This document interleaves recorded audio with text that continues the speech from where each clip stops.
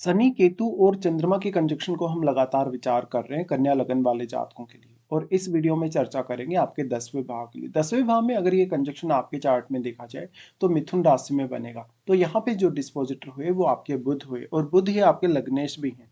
इसलिए बुध की प्लेसमेंट आपको सर्वप्रथम देख लेनी चाहिए।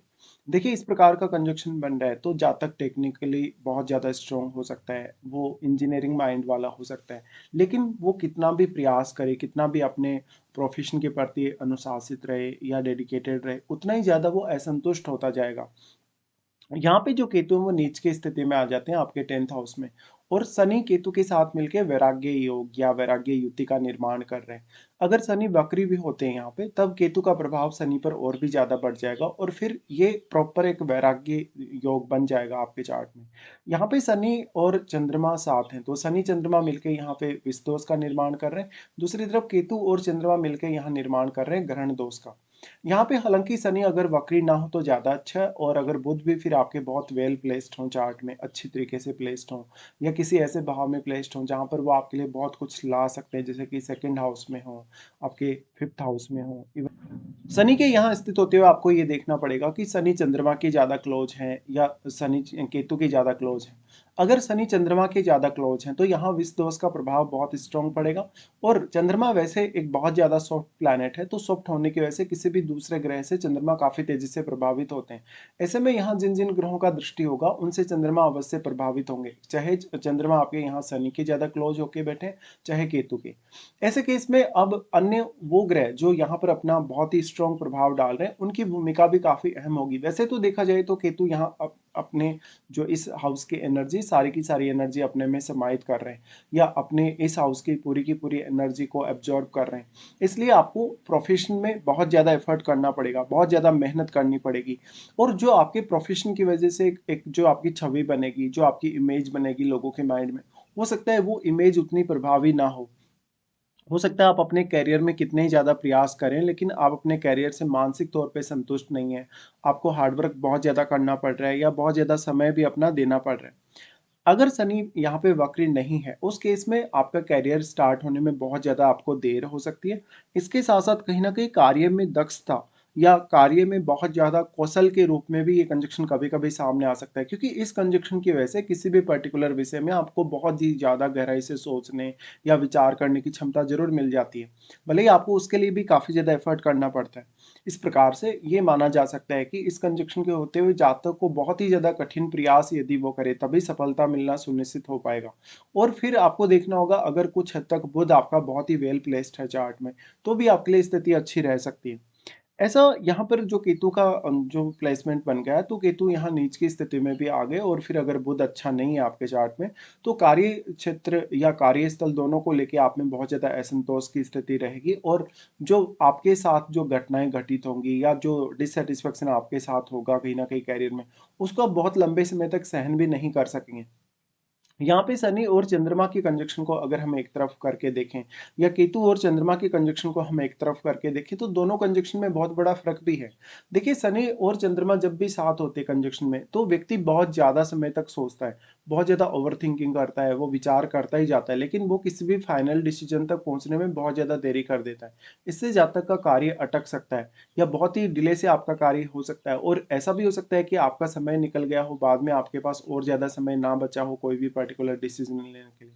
लेकिन केतु और चंद्रमा के केस में स्थिति काफी ज्यादा डिफरेंट हो जाएगी, क्योंकि केतु इस हाउस की एनर्जी को तो अपने में समाहित कर ही रहे हैं, वो शनि और चंद्रमा दोनों की एनर्जी को अपने में समाहित कर रहे हैं। इसलिए चंद्रमा के यहाँ होते हुए व्यक्ति अपने खुद की फीलिंग से, अपने खुद के इमोशन से बहुत ज्यादा डिटेच हो जाता है। वो कहीं ना कहीं अपने आप को उस स्थिति में फील नहीं कर पाता, वो अपने अंदर कॉन्फिडेंस डेवलप नहीं कर पाता, या वो जो कुछ चाहता है वो अपनी चाहत से भी डिटेच हो जाएगा। अब क्योंकि जो बुध है वो यहाँ पे लग्नेश भी हैं और बुध ही आपके 10वें घर के लॉर्ड हैं, तो बुध अगर कमजोर है आपके चार्ट में, अच्छी स्थिति में नहीं है, तो प्रॉब्लम और भी ज्यादा बढ़ने वाली है।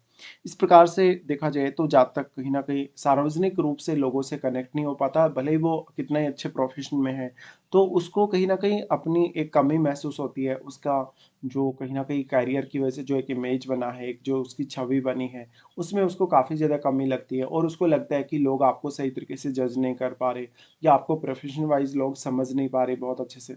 ऐसा जातक बहुत ही गुप्त रूप से कार्य करने वाला हो सकता है। उसका ऑफिस वगैरह या उसका जो वर्क प्लेस है ऐसी जगह पे हो सकता है जहाँ पर बहुत लोग आते-जाते ना हो। अगर शनि यहाँ पे वक्री हो गए तो जातक अपनी बहुत अर्ली एज में हो सकता है वो जॉब वगैरह को छोड़ दे और वो अपने भौतिक जीवन को त्याग दे या फिर वो वैराग्य की तरफ आगे बढ़ सकता है। शनि यहाँ पे अब 5वें और छठे घर के स्वामी होकर यहाँ आ रहे हैं, तो आपको देखना होगा पंचम में और छठे घर में क्या कोई ग्रह स्थित है। अगर पंचम या छठे घर में कोई भी ग्रह स्थित है, तो वही ग्रह अब आपको ज़्यादा मदद कर पाएँगे। अगर शनि वक्री हो गए, तो फिर इन भाव में बैठे हुए प्लैनेट पे ही आपको डिपेंडेंट होना पड़ सकता है। क्योंकि शनि के वक्री होने के केस में केतु का प्रभाव इन पर काफ़ी ज़्यादा बढ़ जाएगा और फिर शनि यहाँ मूव करेंगे 9th हाउस की तरफ ही, केतु के डायरेक्शन में ही। तो इस प्रकार का जातक फिर बहुत अर्ली रिटायरमेंट ले सकता है या वो बहुत जल्दी अपने जॉब को छोड़ सकता है या फिर वो कुछ ऐसा करेगा जिसमें उसको जैसे ध्यान साधना है, मेडिटेशन वगैरह है, तंत्र मंत्र है, अकल्ट वगैरह से रिलेटेड कार्य है। यहाँ पे अब जातक बहुत बार अपने आप को कहीं न कहीं कमज़ोर फ़ील करेगा, अपने इमोशंस को वो बहुत ज़्यादा ज़ाहिर नहीं कर पाएगा और वो अपने बॉस के साथ या कलीग्स के साथ भी बहुत अच्छे से अपना रिलेशन नहीं रख पाएगा। चंद्रमा यहाँ पे 11वें घर के स्वामी 11वें घर के स्वामी होने की वजह से जो-जो भी आपके करियर से रिलेटेड एक्सपेक्टेशन है, जो-जो भी आपकी धन संपत्ति से रिलेटेड एक्सपेक्टेशन है, कोई भी व्यक्ति आपके नेटवर्क सर्कल में जुड़ा है, आपके फ्रेंड सर्कल में जुड़ा है, उससे भी आपकी जो एक्सपेक्टेशन है, उनमें बहुत ज़्यादा आपको कमी महसूस हो सकती है। अगर आपने किसी को पैसा उधार दे दिया, उस व्यक्ति से आप पैसा बहुत जल्दी वापस माँग भी नहीं सकते और माँगने के बावजूद भी वो व्यक्ति आपको पैसा देता नहीं। तो दूसरे लोग जो भी आपके नेटवर्क में हैं, चाहे वो आप अपने कलीग भी ले सकते हैं, अपने बॉस को भी इसमें ले सकते हैं, वो लोग अक्सर आपका फ़ायदा उठाते रहेंगे। शनि के दृष्टियों के हिसाब से अगर विचार किया जाए, तो शनि सबसे पहले अपनी दृष्टि डालेंगे 12वें घर पे। देखिए, शनि आपको विदेश ले जा सकते हैं, आपको इवन विदेश में सेटल भी कर सकते हैं। शनि का 12वें घर पे दृष्टि का होना कहीं न कहीं आपको प्रोफ़ेशन वाइज़ या आपको ध्यान साधना, मेडिटेशन इस वजह से फ़ॉरेन से जोड़ सकता है या आपको बहुत ज़्यादा अकेलापन फ़ील करवा सकता है। आप जब भी अकेले रहते होंगे तब बहुत ज़्यादा ही सोचते होंगे, विचार करते होंगे और कभी-कभी बहुत ज़्यादा डिप्रेशन में चले जाते होंगे। इस प्रकार का शनि आपकी नींद के लिए भी बहुत ज़्यादा ज़िम्मेदार होगा। अगर 12वें घर में कोई बहुत फ़ायरी प्लैनेट नहीं है, एनर्जेटिक प्लैनेट नहीं है, तो इस प्रकार का शनि कहीं न कहीं आपके माइंड में बहुत ज़्यादा नेगेटिविटी ला सकता है। या वो आपको प्रोफ़ेशन वाइज़ बहुत ज़्यादा डिटैचमेंट दे सकता है, तो फिर आप अपने प्रोफ़ेशन को लेके कुछ गलत निर्णय लेने के लिए बाध्य हो जाएँगे। शनि का और इनका दृष्टि आ जाता है फिर 4th हाउस में, बट 4th हाउस में तो राहु स्थित है, अब राहु भी नीच की स्थिति में होंगे। तो राहु और केतु के बीच में यहाँ 180 डिग्री का एंगल है, इस एंगल के होते हुए राहु अपना उतना अधिक प्रभाव यहाँ नहीं डाल सकते और वैसे भी केतु इस हाउस की एनर्जी को कहीं न कहीं अपने में समाहित किए हैं या वो शनि या फिर चंद्रमा की एनर्जी को अपने में समाहित किए। इसलिए आपका 10वां भाव बहुत ज़्यादा कमज़ोर हो गया, 10th हाउस की आपकी एनर्जी बहुत ज़्यादा कम हो गई, तो अब इनका जो प्रभाव है वो उतना अधिक राहु पर नहीं पड़ने वाला। बट फिर भी राहु अपना थोड़ा ज़्यादा प्रभाव डालने में सक्षम है और वो चंद्रमा को तो बहुत ज़्यादा प्रभावित कर ही सकते हैं अपनी दृष्टि से। लेकिन इम्पोर्टेंट ये है कि राहु के साथ क्या कोई ग्रह आपके 4th हाउस में है। देखिए, जो भी ग्रह 4th हाउस में होगा क्योंकि वो राहु की वजह से काफ़ी मल्टीप्लाई होगा, आपके 4th हाउस से रिलेटेड जो कारकत्व है वो भी काफ़ी मल्टीप्लाई होगा, तो इनका जो प्रभाव है फिर राहु के साथ बैठे हुए ग्रह का वो आपको ज़्यादा देखने को मिल सकता है 10th हाउस पर। और सिर्फ राहु के साथ बैठा ग्रह ही अब ऐसा ग्रह बचा आपकी लाइफ में जो आपको कुछ हद तक मदद कर पाए करियर में आगे बढ़ने में या आपको रास्ता दिखा पाए या आपके अंदर एक अच्छा कॉन्फिडेंस भी डेवलप कर पाए। इस प्रकार का कंजक्शन है तो जातक स्टार्टिंग में बहुत ज़्यादा भटकता है, अपने करियर में वो बहुत ज़्यादा स्ट्रगल भी करता है। चंद्रमा आपकी माताजी के कारक है। माताजी के कारक होने की वजह से आपकी माताजी और आपके करियर का कुछ रिलेशन हो सकता है। आपकी माताजी आपके करियर को लेके, आपकी ओवरऑल लाइफ में ग्रोथ को लेके बहुत ज़्यादा चिंतित रहती होंगी। आपको उनसे बहुत ज़्यादा दूर जाना पड़ा होगा या छोटी उम्र से ही आपकी फैमिली कहीं और दूसरी जगह किसी अदर स्टेट में या अदर सिटी, कंट्री में चली गई होगी। लेकिन चंद्रमा का यहाँ साथ आना देखिए आपको उतना ज़्यादा कहीं न कहीं कॉन्फिडेंट तो नहीं दिखाता, साथ ही क्योंकि ये कंजंक्शन ड्यूल साइन में ड्यूल साइन में जब भी इस प्रकार का कंजंक्शन बनता है तो जातक में टैलेंट बहुत ज़्यादा होता है, उसमें बुद्धिमत्ता बहुत ज़्यादा होती है, लेकिन वो अपना वो टैलेंट पहचान नहीं पाता या उसको वो बहुत अच्छे से यूज़ भी नहीं कर पाता। इस प्रकार से माता-पिता के साथ संबंधों को लेके कुछ दिक्कतें आ सकती हैं। जातक को बहुत ज़्यादा मानसिक तनाव, घबराहट की यहाँ पर कुछ निशानियाँ हो सकती हैं। जातक अपने करियर में बार-बार प्रयास कर रहा है बट वो सफल नहीं हो पा रहा या वो अपने जो रिक्वायर्ड रिजल्ट जो वो चाहता है वो नहीं मिल पा रहे, तो जातक बहुत ज़्यादा निराश हो सकता है। इस प्रकार का जातक बहुत ज़्यादा सोचता या विचार करता होगा या जातक अक्सर अपने करियर को लेके ही बहुत ज़्यादा फ़ोकस्ड नज़र आ सकता है कभी-कभी। यहाँ पे फिर इन ग्रहों का उतना अधिक प्रभाव नहीं रहेगा, फिर डिपेंड करता है कि 4th लॉर्ड आपके बृहस्पति हैं, तो बृहस्पति कितनी अच्छी प्लेसमेंट पे चार्ट में है और फिर शनि का दृष्टि आ जाता है सप्तम पर। कुछ हद तक सप्तम पर शनि का दृष्टि होने से आपकी जो पब्लिक छवि है या जो पब्लिक इमेज है वो थोड़ी सुधरेगी। आप बहुत ज़्यादा सीरियस पर्सन नज़र आएँगे, लेकिन शनि वक्री होकर अगर ये दृष्टि डालेंगे तब उतना अच्छा नहीं है। भले ही आपका मैरिज में कुछ कॉन्फ्लिक्ट हो सकते हैं पार्टनर के साथ, या पार्टनर के साथ आपकी उतनी अटैचमेंट नहीं है या उतनी अच्छी अंडरस्टैंडिंग नहीं है, ये भी हो सकता है। फिर डिपेंड यही करेगा कि सप्तमेश कितनी अच्छी स्थिति में है, या क्या कोई सप्तम में भी यहाँ ग्रह बैठा है आपके, तो उस ग्रह को जरूर विचार करिए।